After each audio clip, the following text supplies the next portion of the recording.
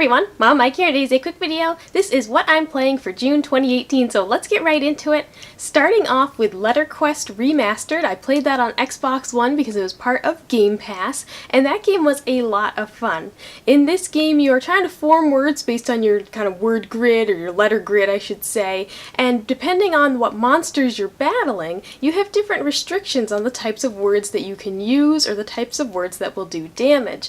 And that adds a lot of fun to the game. It adds, of course, a level of difficulty, but the variety of the challenges that you come across really does keep the game fresh, and that is a game that with a friend is a ton of fun to pick out words together, try and make the best words that you can.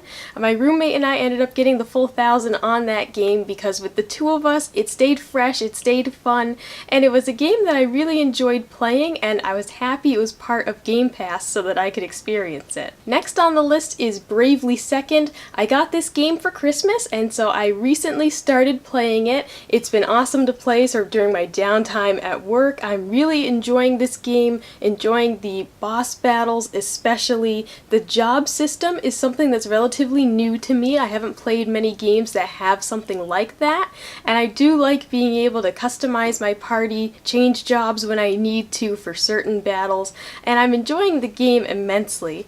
Right now I'm about 25 hours in. I thought I was pretty far in the game, but glancing at a guide just to sort of get a bit of perspective, I'm not even halfway through it.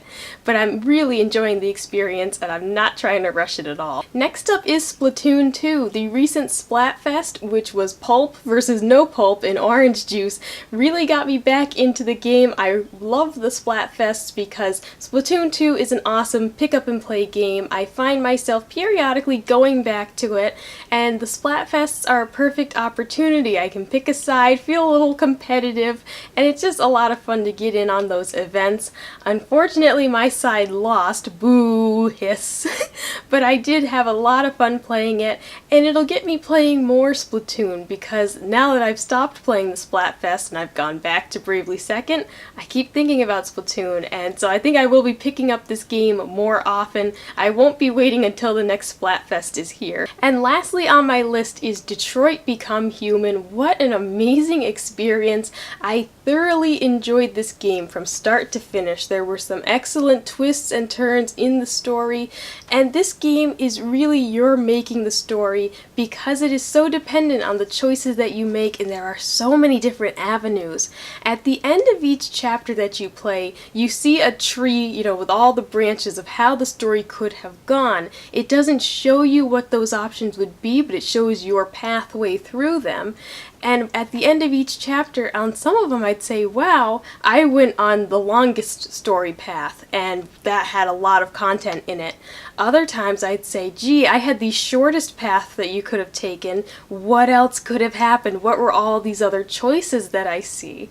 So I'm definitely going to replay this game in the future. I got a really sad and terrible ending, and so I definitely would like to replay it and get a better one perhaps.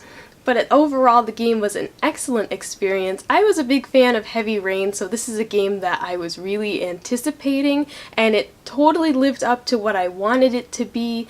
I feel as though each story was unique, and while they all, converge at a certain point because you're all within the same city, you're all within the same timeline, each story was so unique and different that you do feel as though you're playing three completely separate stories, which are, though, related. I'll also note that I feel like Detroit Become Human moves along at a much better pace than a game like Heavy Rain. Heavy Rain was an excellent title, the story was fantastic, but when I went to play it a second time, years later, I wanted to play through it again, and I had all these really slow story sections that I had just completely forgot about, and I was dreading replaying them because the story just moves at such a snail's pace. Detroit Become Human, I feel, is paced much better. I'm not saying that it's action 100% of the time, but the story keeps moving. With each action that you take, the story progresses. It never has moments that feel as though time is dragging or that nothing's going on. And I think that that's a really positive for that game, and definitely something if you thought Heavy Rain had a good story but it was far too slow, I think Detroit Become Human is paced much better, and it's also a relatively short experience. You can complete the game in 10 to 12 hours depending on the choices that you make. So that was what I'm playing for June 2018. Let me know in the comments below what games you are playing, or if you're playing any of the same games as me. Like, comment, and subscribe if you want to see more, and I'll see you next time. Bye!